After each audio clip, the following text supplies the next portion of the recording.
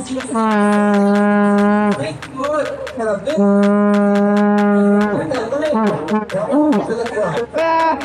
day, ain't it? Yes, sir. I have a feeling GCR, big part of GCR, is going to contest today. I don't know how I'm feeling about that hill, but we'll see. The hill's gonna be tough, but if we got the grit today. The grit, what we got? Yep. The grit and the grind, baby. Yep. Grind City. What's up? It's Juice Beats, back again with another race video. And this one is the Athens Twilight Criterium in Athens, Georgia. I think there's about 74 riders in this race, so it's a big race. This is a national level race. Lots of great riders in here, lots of strong riders. And it's me, Terrell, and Grant in this one as a team. Other big teams, new type you see there, Mustangs in here, Skyway, I believe. The Mac team out of Atlanta, and a host of other teams. I think Mark Binsdorf is in there as well. So a lot of strong teams. Sorry if I missed call outs on that, but those are some of the teams that I remember and some of the teams that I know from previous races as well. But first time here in Athens. Well, not really first, but I guess second big race of the year. I would say that, you know, the St. Louis ones that I went to earlier in the year were pretty big, but I don't think they were on this national stage level as the Sunny King and this Athens race was. But here we go. This is the first lap right here. We're coming around, and you see over there on the right, there is a wreck already. So that's one of the Mustangs. That was Nick.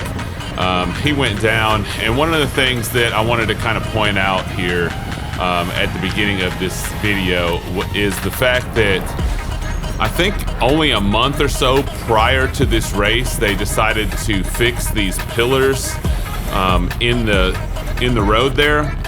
And so they were probably about 10 meters or so in front of where the finish line was. And there's four or five across. I can't remember how many it was, but they're supposedly police pillars. And one of the guards had told me that, you know, they pull them up to stop certain traffic and stop, you know, DUIs and things like that. So there's that in the middle of the road. But the problem is they put them in incorrectly. They are not flush with the ground, and it's almost like having, you know, hitting a curb, going over them. How high they were, you know, out of the ground there. So here we go, coming into the second lap. You saw that first lap, we already had a wreck. And here I go. I'm just following the wheels in front of me, not really seeing what's going on, you know, too far ahead of the pack here. And you couldn't even tell what just happened right before the finish line there. But my hand came off of the hoods of the handlebars, and I almost went over my handlebars there. Logan actually got a better view of it.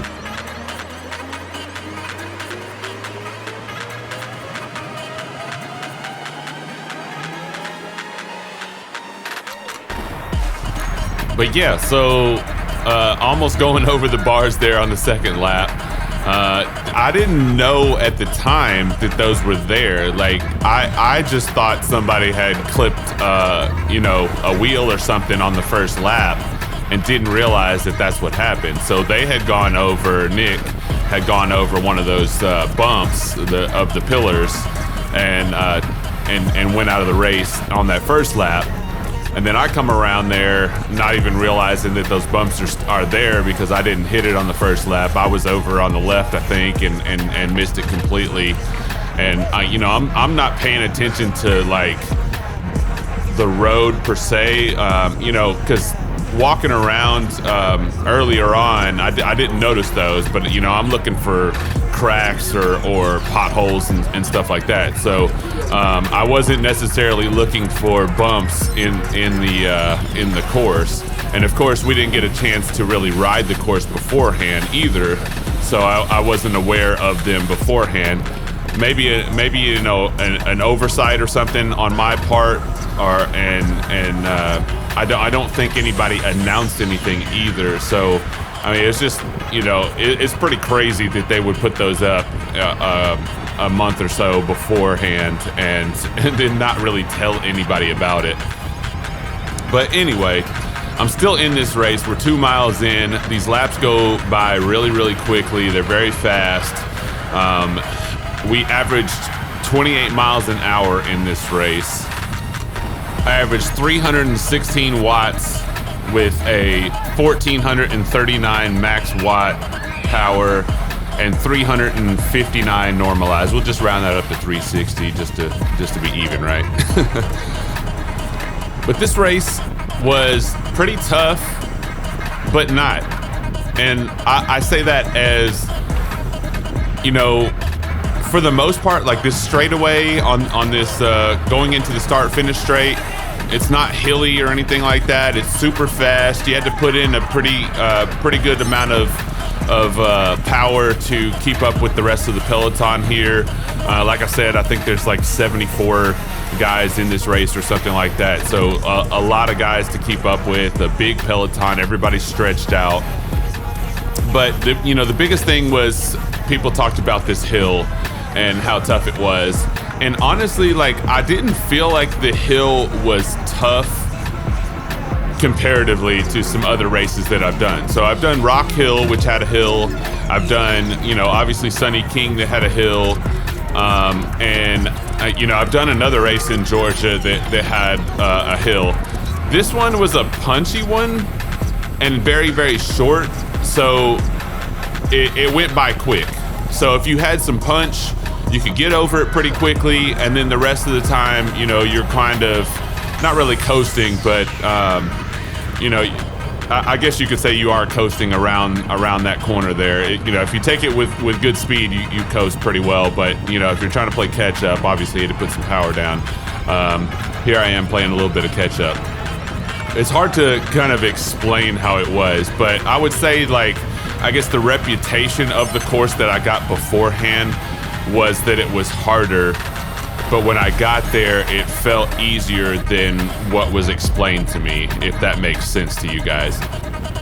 So I really enjoyed the course. Maybe it wasn't quite, for me, being a bigger guy, obviously, but I really did enjoy the course. I really felt like mainly my big takeaway from it was I was not efficient enough in this race to be able to take it the distance. Spoiler. But I'm sure you guys could guess by the lap count there, and this was a 45-minute race. And so, yeah, by the lap count, that's not 45 minutes. But anyway, I just wasn't efficient enough in this race. Like you can see, I'm closer to the back. I'm not sure how far in the back because I think people have already dropped off this early in the race. But I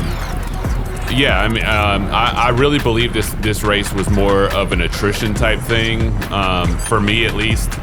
And it was going to come down to being really efficient, and being back here where it's surgy, where I'm having to push out a lot more watts than I should be doing. Comparatively, obviously it's kind of hard to compare other people's power profiles and things like that because we're not all the same size and all that, but listening to other people and how efficient they were when they were closer to the front rather than being back where I was, it does make a big difference. So I would say, doing this race next year, if I'm able to do it again next year, definitely want to be closer to the front and be a little bit more efficient, stay in the pack a little bit better than I did here, because basically I was dangling kind of off the back here and just kind of hoping and praying that I stuck on there instead of actually racing my race and being efficient and, you know, trying to, you know, be up close there. I believe Terrell is behind me somewhere. If he's still in the race at this point, I'm not sure. Like I said, I mean, yeah, this was a tough race, and Terrell had a tough time, and some other guys I know that are strong had a tough time in this one too. So not everybody was going to finish this race, and like I said, it's kind of a race of attrition a bit here. So that's Matt to my left on the Mustangs. He's falling a little bit behind me here. So yeah, I'm in the back, and you can see there's a gap right here. I'm behind this guy. Hopefully he can close it down. I think we're going to gain some speed going down this hill in the back here. So the best bet from back in this part of the race is to kind of just start picking off people at the back and hoping that I can stay on the tail end of this peloton, because you can see how strung out it is. People are already going around that turn. There's probably some already at the finish line at this point, so that's how stretched out everything is. And you can see I'm putting over almost 1,000 watts into that after that turn there, just to keep up with the rest of the peloton here. This is where I should have made up a lot more ground. This is where I was saying I wasn't being efficient and I wasn't, racing smart at this point either. Because I didn't take any risks to try to move myself up at this point either. I think I had the legs for it. So, going into this race, I felt good. I felt like I was strong. So I felt like I had the race, and you can see here, I'm putting over 1,200 watts to go around these guys and try to catch on to the back of the peloton here. So I definitely had some legs, and that's going uphill and up and over here. So almost a sprint effort going up and over this hill, trying to catch on to the back of the peloton here as that huge gap just opened up there. So there's more efficiency, more matches being burnt there. But yeah, on this backstretch, this would have been a good point to kind of make up a bunch of spaces. And yeah, you can see, obviously I'm putting in 1,100 watts there, so easier said than done. But yeah, I'm barely catching on to the back of the peloton at this point, and I should have been trying to move up better by this point. Like somewhere on this course, I should have been moving up and trying to get closer into the peloton, and then I could have been more efficient. Then I could have, surfed some wheels a little bit better. But being here on the back of the peloton, dangling like this, it gets surgy. Things are happening at the front of the race that you don't know about, that, they're pushing the pace and you're the last one to know about it. So that's why it becomes surgy in the back. And that's why you end up having to put out more matches throughout a race. So that's why I said I wasn't being very efficient in this one. And I wasn't racing smart at all. So here we go, lap 10. Sitting in the back again. I think there's only a few riders behind me. There's a big gap behind this rider behind me, but here we go, going up the hill. Another gap opens. I believe that's Jonathan of New Type. So I'm going around Jonathan, climbing up the hill, trying to get back on the back. More gaps are opening. This is what I'm talking about, like being efficient. Like this doesn't happen if you're closer to the front or even in the middle of this race. So being on the back, this is what happens. People, they fall out of the race, and then they can't keep up, and then you're having to burn matches trying to catch up to the back of the race. And I haven't really cut this race too much because a lot of this happened early on in the race. So I just wanted to get most of this out. You guys already know that didn't quite finish this one, but just seeing like what I was going through in the back and what I was having to fight through, and just most of it I would say my fault, obviously. not being efficient. But then, yeah, once you're back here and once things like that happen and you've got to push out the watts and the matches and stuff like that, you're burning all the energy and stuff like that. So it gets pretty tough. And then, yeah, like I said, it's mostly my fault for not being efficient. So definitely got to do better in these big races of making sure that I bully my way to the front a little bit. And I think I did that like when I was in St. Louis, even though it's not this level of race, still a pretty big field there. But I did bully my way to the front of that one and was able to stay up there for a while in that one. Just, kind of made a mistake and wasn't quite in the shape that I am in now. So definitely, I think if I'm in the shape that I am in now in that St. Louis race, it's a different race, the first race of the year that I did. But this one here, yeah, definitely in much better shape, definitely stronger, definitely feeling good. It was a hot day. I believe it was like close to 90 degrees or something like that. So definitely getting the heat acclimation in down here in Georgia. But yeah, you can see like I'm desperately hanging on to the back here, and I'm not really making any moves towards the middle or the front of the pack at all.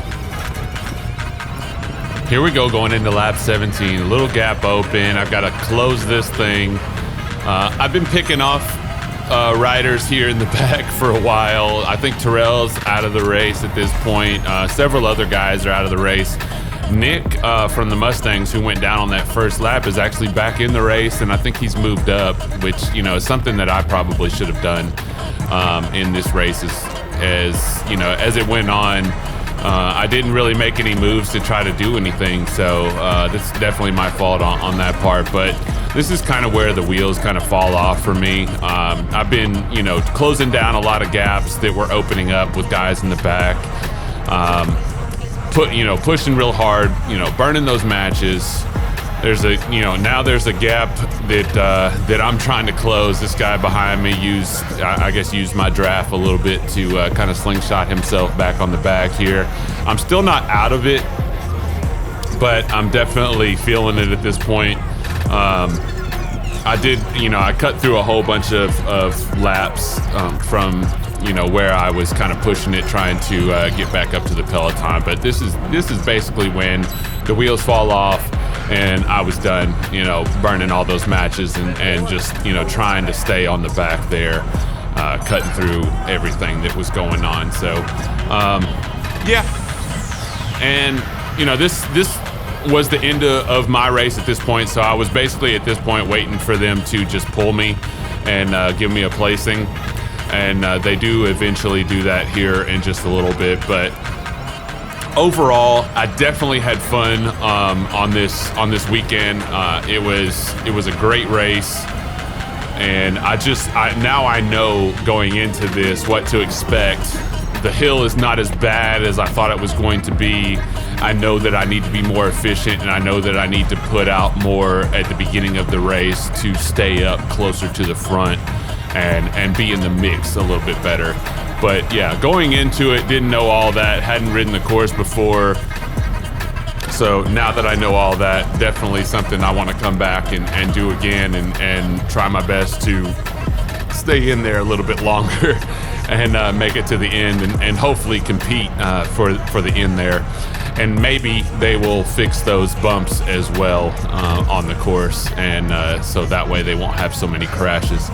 There were crashes, I think, in almost every race during the day, and there were a lot of them. Some guys that I know went down, concussions. I know in the pro race, a guy went down and broke something. So, yeah, definitely dangerous.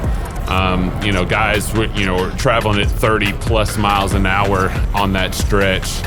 We're going the opposite way the pros go, but yeah.